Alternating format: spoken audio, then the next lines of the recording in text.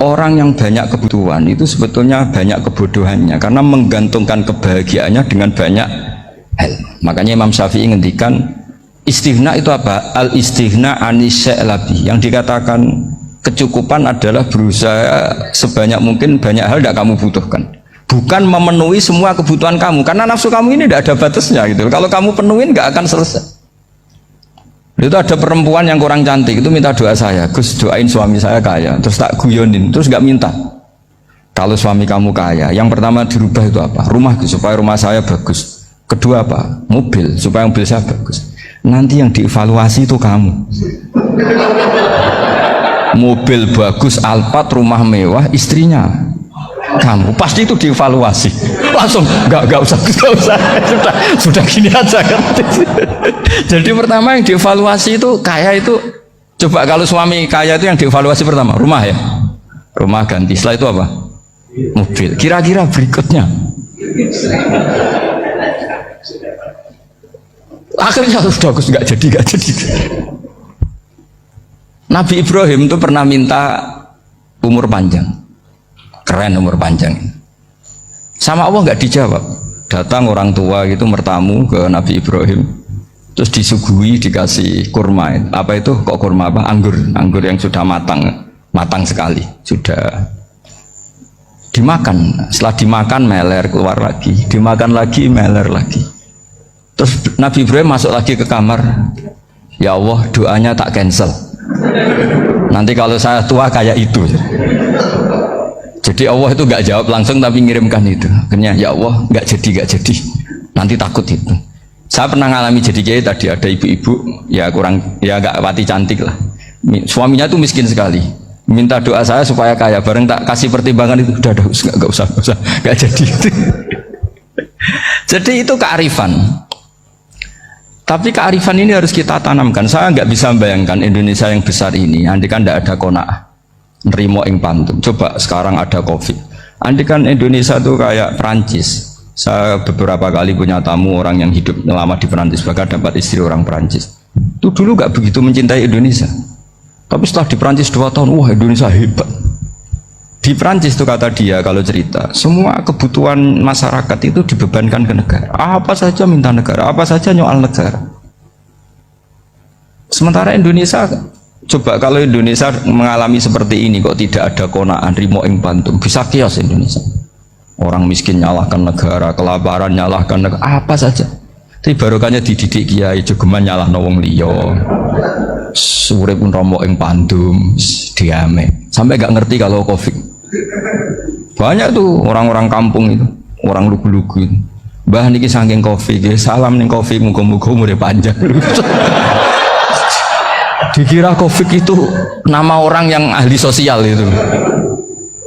Mbah niki dana saking COVID.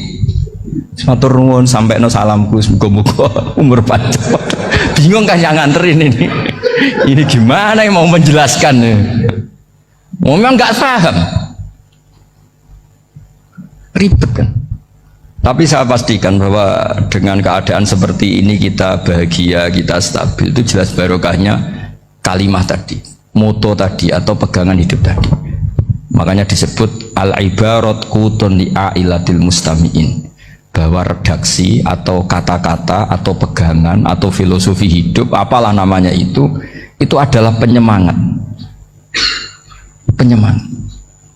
Karena kata-kata ini memang luar biasa. Ketika sahabat perang demi kebenaran, zaman itu ya pasti benar karena yang dibela Nabi.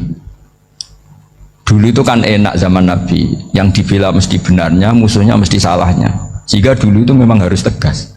Kalau sekarang mau tegas gimana? Yang kamu bela tidak mesti benar, musuhnya tidak mesti salah. Ribet kan kalau misalnya saya tukaran sama Pak Rektor, kamu mau bela mana kan bingung. Saya tidak mesti benar, saya ada Nabi. Pak Rektor apalagi nggak mesti benar lagi kan? Ribet kan? Jadi kalau kita mau perang sekarang itu mau pede gimana? Enggak. Makanya banyak ulama sekarang tuh mau tegas tuh nggak berani karena ya banyak hal yang abu-abu lah wilayahnya, misalnya pilihan presiden atau pilihan bupati, pilihan menteri. Kamu mati-matian bela itu, yang kamu bela tidak mesti benar, musuh kamu tidak mesti salah. Misalnya pilihan bupati, Wah ini kabupaten ini baik kalau bupatinya ini, yang satu bilang ini, terus tim suksesnya kamu tanya, kamu yakin? Ya enggak juga. Lah kenapa semangat? Kan saya botohnya, paling alasannya ya itu aja, bukan yang lain. Beda dengan zaman Nabi, nabinya mesti benar, Abu Jahalnya mesti salah. Kan enak, aturan mainnya jelas. Singkat cerita, dalam perang itu banyak sahabat yang ngalami luka, ngalami apa gitu. Kemudian curhat ke Nabi, ya Nabi gara-gara derekkan jenengan, ngikuti jenengan, saya harus ngalami seperti ini, seperti ini. Ngiranya orang itu diapresiasi sama Allah keluarnya, ternyata sama Allah nggak diapresiasi, malah diturunkan ayat intakunu ta'lamuna fa innahum ya'lamuna kama ta'lamun wa tarjuna minallah malah yarjun. Kalau kamu sakit karena perang, orang-orang kafir itu ya sakit, itu saja berani padahal demi kekafiran. Wa tarjuna minallah malah yarjun, padahal kamu punya nilai lebih, yaitu berharap kepada Allah yang mereka tidak punya. Saya jadi kiai itu ya kadang mangkel, karena yang benci ya benci, yang seneng itu ngel-ngel loh kayak Pak Bejo. Jadi semuanya ribet. Lah iya, yang benci ya ganggu, yang seneng ya ganggu, tambah nemen. Seribet. Tapi kalau sudah ingat bandar narkoba, mereka berhadapan dengan polisi, kadang ditembak karena kesalahannya terlalu fatal. Antar persaingan mereka juga bisa tembak-tembakan karena merebut pasar narkoba. Itu saja mereka berani. Kok kita yang jadi kiai kadang dicium tangannya, dihormati, gak berani, hanya takut apa ya, musibah-musibah kecil atau problem-problem kecil. Lah iya, kalau kita bandingannya gitu. Kalau kamu mau tahajud kedinginan, itu masih nanti dihisab Allah itu gitu. Maling ayam itu keluar malam-malam hanya dapat ayam, itu gak takut dingin, ya gak takut digebuki masa. Kamu mau tahajud saja takut dingin. Makanya nanti hisabnya orang soleh itu nanti dijajarkan orang dolim, terus diperbandingkan. Wah itu habis kamu kalau itu. Jadi misalnya Unisula mau rapat, tapi ini malam, kalau malam dingin nanti sama masuk angin. Wah anak-anak pang di perapatan aja berani kamu. Kalau sudah perbandingannya gitu tuh ribet kita nanti. Makanya itu kalimat itu moto atau filosofi hidup. Sehingga diulang lagi nasihat itu. Iyam saskum korhun fakodu masal koma korhum mislu. Kalau kamu kena luka, orang-orang yang nggak benar juga akan kena luka. Itu aja berani demi ketidakbenaran. Masa kamu demi kebenaran nggak berani? Akhirnya orang itu, ya itu kalimat, itu heroik. Makanya kita ini penting ya. Makanya tadi himne Unisula dimulai kalimat thayyibah. Karena kalimat ini yang menjaga kita, kalimat ini. Misalnya tentang Tuhan, kenapa orang Islam imannya kokoh seperti ini, termasuk yang sudah hidup di Amerika, di Australia, di mana-mana. Itu ya barokahnya ajaran atau barokahnya kalimah. Saya sebut kalimah saya pakai bahasa santri, karena la ilaha illallah itu dalam tradisi santri disebut kalimatu haqqin alaiha nahya wa alaiha namut wa alaiha nub'ats. Ada yang riwayat wa biha nub'ats insyaallah taala minal aminin. Kenapa mereka di mana-mana meskipun sekolah di Amerika, di Australia, bahkan di Uni Soviet tetap mukmin? Itu barokahnya ajaran yang benar. Allah itu siapa? Tuhan. Tuhan itu sifat dasarnya apa? Awal. Dia harus wujud awal sebelum makhluk yang lain. Sehingga ketika ada negara yang maju, yang tertib, manajemennya tertib, masyarakatnya makmur, tapi punya Tuhan yang tidak seperti itu, tidak awal, itu sudah gak nyaman. Karena ndaklah keren Tuhan saya, karena Tuhan saya itu al-awwal, zat yang pertama. Tuhan saya keren lah, zat yang nggak mati, Tuhan yang nggak mati, yang nggak pernah mengalami kematian. Sehingga tontonan atau yang dilihat kenikmatan-kenikmatan yang lain ini tidak mengubah dia pendirian tentang Tuhan, karena mantapnya satu kalimat tadi bahwa Tuhan itu ya harus satu, harus awal, harus tidak mati, tidak rusak, tidak mengalami apa-apa yang membahayakan.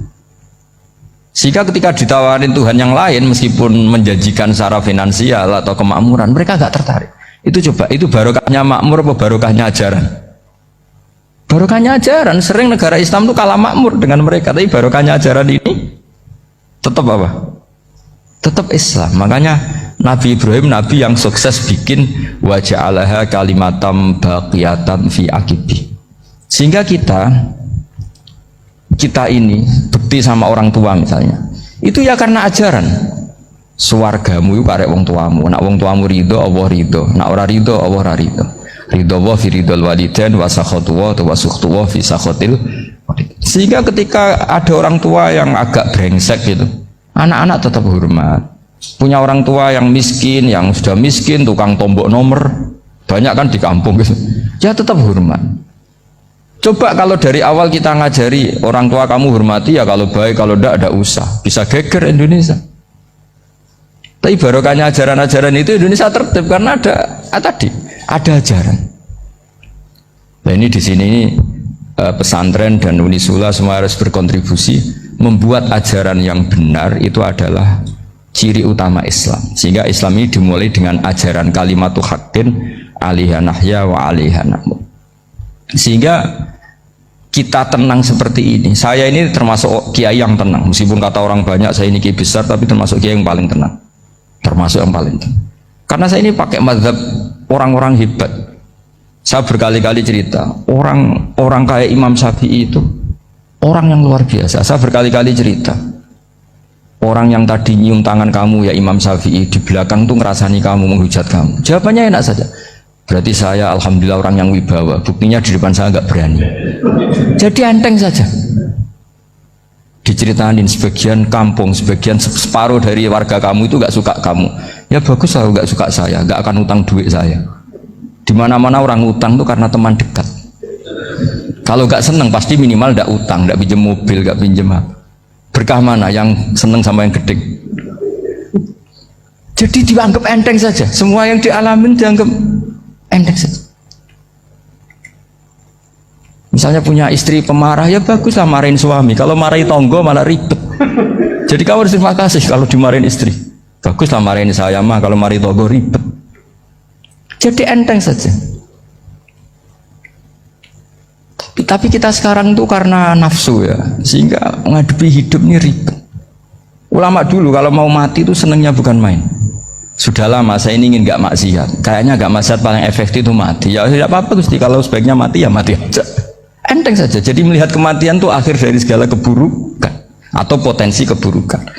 Apapun baik kita sekarang, suatu saat mungkin kita nggak baik. Yang bisa menghentikan ketidakbaikan atau potensi ketidakbaikan itu apa coba? Mati kan? Berarti mati itu mengerikan apa menyenangkan?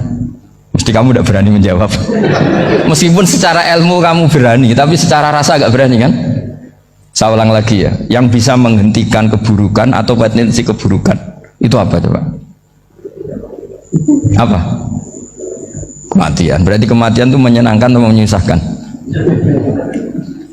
Apapun kamu tidak berani jawab karena kamu agak-agak duniawi itu kelihatannya. Tapi secara ilmu kamu tahu kan kalau mati itu tidak buruk-buruk banget. Karena apa? Itu akhir dari segala keburukan. Sehingga Nabi ngajarkan kalimat itu begitu luar biasa. Allahumma ahyini maka natil hayatu khairan li wa tawaffani maka natil wafatu khairan li. Nabi melihat dunia itu begitu indah. Ya Allah, kalau saya ini hidup, anggap saja hidup ini ziyadatan li fi kulli khairin, menjadi modal saya menambah segala kebaikan. Jika suatu saat saya mati, anggap mawon rohatan li min kulli syarrin, itu akhir dari segala keburukan saya. Sehingga mati hidup ya baik karena di situ kita bisa berkontribusi beramal soleh. Mati juga baik karena mengakhiri segala keburukan. Nabi nate ngendikan lagi, ajaban li amril mu'mini inna amrahu kullahu khair. Orang mukmin itu mengagumkan, semuanya baik. In asobathu na'ma syakara fakana khairan lah. Kalau baru dapat nikmat dia syukur, maka itu baik. Wa in asobatu dharra sabara. Kalau dapat masalah mereka sabar, itu juga baik. Sehingga orang mukmin dua sisinya pasti baik. Itu juga kalimat, maksudnya moto atau pegangan hidup. Nah berikut ini saya beri contoh, ini kenangan saya, ini contoh terakhir. Masalah jadi orang terkenal maupun tidak. Di sini dicontohkan Imam Ghazali di halaman 367 di kitab saya 367, juznya 3 di kitab Ihya Ulumuddin. Di sini beliau cerita betapa untuk menjaga ikhlas sebaiknya orang itu tidak terkenal, tidak syuhrah, tidak terkenal. Oke, itu kita sepakat ya, karena kalau terkenal mungkin orang dipaksa publik dengan tanda kutip untuk selalu berbuat baik, tapi karena jaim lah, jaga imet atau apa.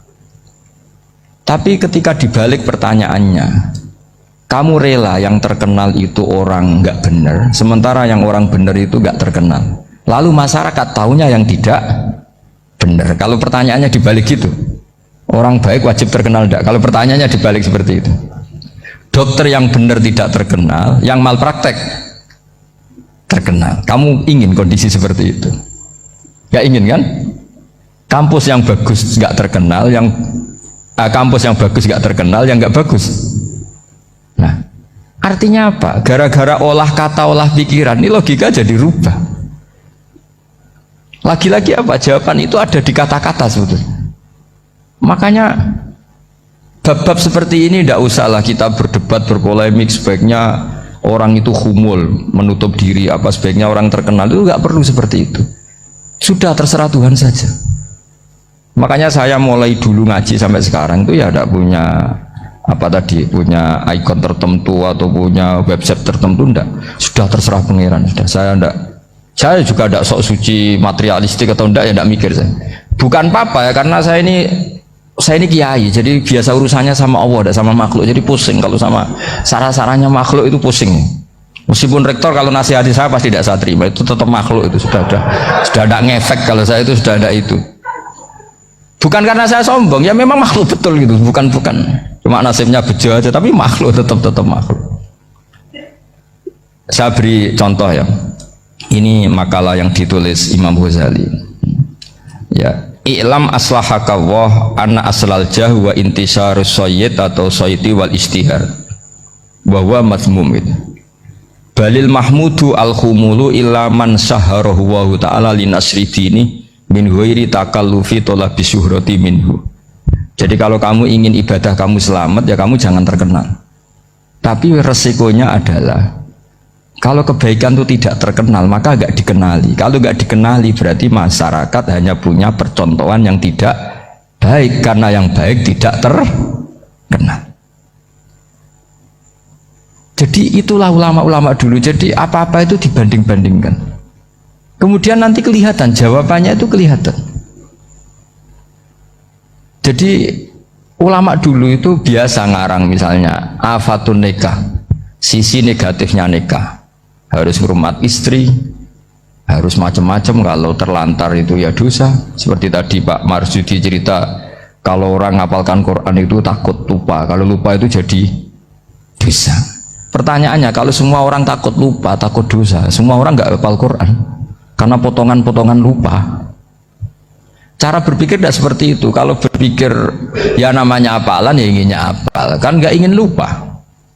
Lah nanti kalau takdirnya lupa karena hal-hal yang dimaklumi oleh syariat itu enggak yang termasuk dosa. Yang dosa itu lupa takwiri udhrin syar'iyyin, lupa yang tidak ada sebab yang apa? Syar'i. Tapi lupa bawaan EQ-nya tidak bagus. Lupa bawaan sering dibentak. Oh itu enggak masalah karena bawaannya orang tertekan itu ya lupa. Coba kamu hafal Quran, terus punya kredit jatuh tempo, pas hari itu aku yakin enggak cerdas sudah. Itu bawaannya orang tertekan itu pasti lupa. Jadi ya saya teruskan ya. Jadi terus ada makalah yang sangat bagus sekali tentang itu. Saya baca ya. Wa yadullu ala dzalika anna Allah azza wa jalla amaral anbiya'a bi idharil amali lil iktida wa khassahum bi mansibin nubuwah. Wala yajuzu ayyudhanna bihim annahum khurrimu afdhalal amalen. Jadi orang yang terlalu mendewa-dewakan humul itu menutup diri. Oke, itu baik karena dengan humul, dengan menutup diri Anda tidak riya, Anda tidak pamer. Tapi kata Imam Ghazali, kamu juga harus ingat di antara syaratnya Nabi itu harus mengumumkan kalau beliau itu seorang Nabi. Harus memaklumatkan kalau beliau seorang Nabi supaya bisa diikuti. Caranya sholat harus diumumkan sehingga Nabi itu mengatakan harus jamaah. Karena dengan cara jamaah itu bisa solu kama ra'aitumuni usolli. Coba kalau Nabi sholatnya nggak diperlihatkan, kamu harus sholat yang benar.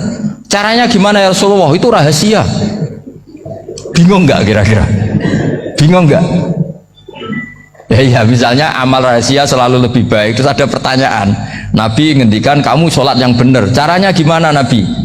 Ya itu rahasia. Terus gimana coba? Tapi Nabi ngendikan apa? Shollu kama ra'aitumuni usolli. Ya sudah, kamu sholat, niru saya sholat. Berarti Nabi sholatnya diperlihatkan apa disembunyikan? Diperlihatkan. Jadi begitu juga saya berkali-kali bilang, orang tahu kalau itu bidan ya berdasar tulisan itu bidan. Tahu kalau itu dokter gigi ya itu dokter gigi. Jangan sampai gara-gara tidak ada tulisan mau beli alat bangunan di dokter gigi, mau periksa gigi di toko bangunan. Gara-gara apa? Nggak ada maklumat. Nah, di sini ulama-ulama selalu memaklumatkan dirinya. Termasuk Imam Ghazali ketika ngarang kitab dinamai Ihya Ulumuddin, bahwa kitab ini bisa menghidupkan ilmu-ilmu agama yang mulai hilang. Begitu seterusnya. Jadi ini ngaji ya. Jadi orang itu harus ngerti. Jadi jangan nuruti emosi sendiri atau logika sendiri. Bahwa saya suka humul, ya monggo, agama Islam menyediakan sarana itu. Uzlah itu ya punya sisi kebaikannya sendiri. Tapi syuhrah terkenal asal tidak nuruti nafsu juga punya sisi kebaikannya sendiri. Setidaknya umat ini punya satu master kebaikan yang mudah diakses.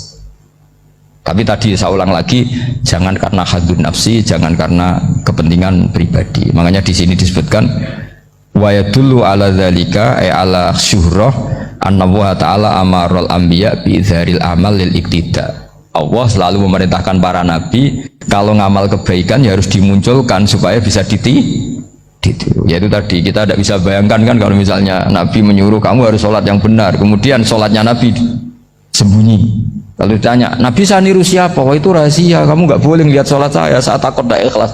Ribet kan? Sehingga jamaah itu statusnya tetap harus. Nah bedanya harus ini ulama berpendapat harus yang apa? Fardu kifayah. Tapi fardu itu maknanya harus. Tapi bukan berarti kalau nggak jamaah sholatnya nggak sah, nggak. Tetap tapi statusnya jamaah tetap apa? Harus. Nah barokahnya harus ini orang yang baru sholat, sholatnya langsung benar karena ada yang diikutin. Coba kalau mantan dukun baru sholat terus sholat sendiri, itu mesti mirip mantra ya. Karena dia tidak ada master percontohannya. Tapi barokahnya ada master, orang paling bodoh pun kalau sholat ya benar, karena standar ada komandonya, ada imamnya. Sehingga Imam Ahmad malah berpikir keras, syarat sahnya sholat itu harus jamaah. Cara pikirannya Imam Ahmad keras sekali beliau. Jika kalau orang sholat sendiri kok ada orang lain yang maunya berjamaah harus bayar, orang itu harus bayar demi sahnya sholat. Itu madzhabnya Imam Ahmad. Tapi kalau madzhab Syafi'i hanya mengatakan itu fardu kifayah, yang kalau satu komunitas ya mau melakukan semuanya apa? Bisa.